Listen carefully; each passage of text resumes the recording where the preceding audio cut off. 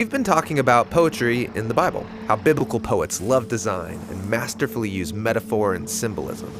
These poems invite us into an experience, to ponder ideas slowly and from many angles. And the largest collection of poetry in the Bible is the book of Psalms. So that's what we're going to look at here. Now, the Israelites composed lots of poetry throughout their history. Yeah, poems were written by Israelite sages, kings, and prophets. Some poems were sung by choirs in the Jerusalem temple, while others were prayed by families at home. And over the centuries, the most important and widely read poems were compiled together to be read or sung on special occasions. And I'm familiar with books of poetry, a large collection of the greatest poems in one place, and I can read through and pick my favorites. But the Book of Psalms isn't that kind of collection. Here, each poem has been expertly crafted and then placed where it is for a reason, to create a storyline from the book's beginning to its end. The Psalms poetically retell the entire biblical story, and they invite you into a literary temple. A literary temple? Yeah, so the tabernacle, and then later the temple in Jerusalem, were where ancient Israelites went to meet with God. When you arrived, you would see art and imagery everywhere. You'd see priests performing rituals, you'd hear songs and prayers, all of it symbolically proclaiming that your God rules the world from this mountain and you're in his living room. So the temple was a place to be in God's presence and also to immerse yourself in the story of God's kingdom. Exactly. And so try to imagine how traumatic it was when the Babylonians invaded Jerusalem, plundered and burned the temple, and then took many Israelites into exile. Yeah, where can they go now to meet with God, to sing their story and say their prayers? That's where the Book of Psalms comes in. It's a prayer book for exiles, designed as a virtual temple. You enter the Psalms to meet with God and to hear the entire biblical story of God's kingdom sung back to you in poetry. Cool, but how does the Psalms do it?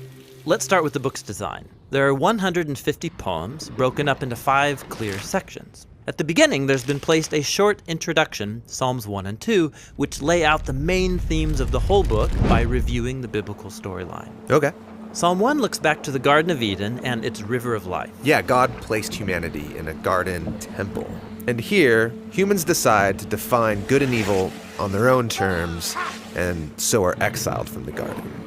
But the first psalm paints a portrait of hope, about an upright human who delights in God's wisdom, which is called Torah, or instruction.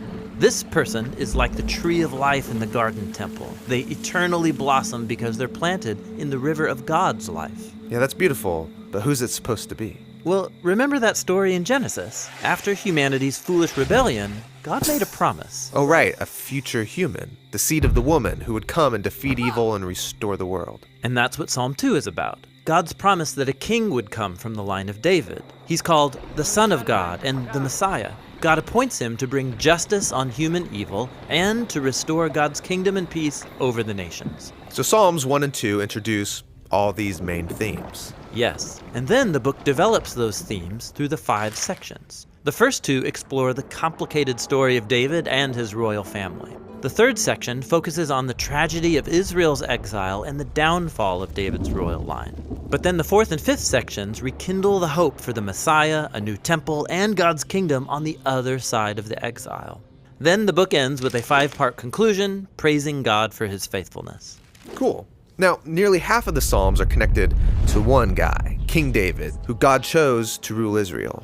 Yes, David's story is really important in this book. He experienced many times of hardship, but he trusted God with radical faith. And in these poems, David shares his fears, confesses his failures, and offers thanks to his Redeemer. And he's constantly speaking of a deep longing to be in God's presence in the temple. But wait, David lived before the temple was even built. Exactly. This portrait of David, hoping and praying for God's kingdom and a future temple, it resembles the hopes of the later generations of the exiles. And so, David's prayers could become theirs as well. David's like a prayer coach, giving us words for how to pray and how to discover God's presence in good times and bad. Exactly. There are 73 poems connected to David, but most of the rest come from later generations of biblical poets, and they have learned to pray and hope like David. And so the end result is the Book of Psalms, designed as a virtual temple for all generations of God's people.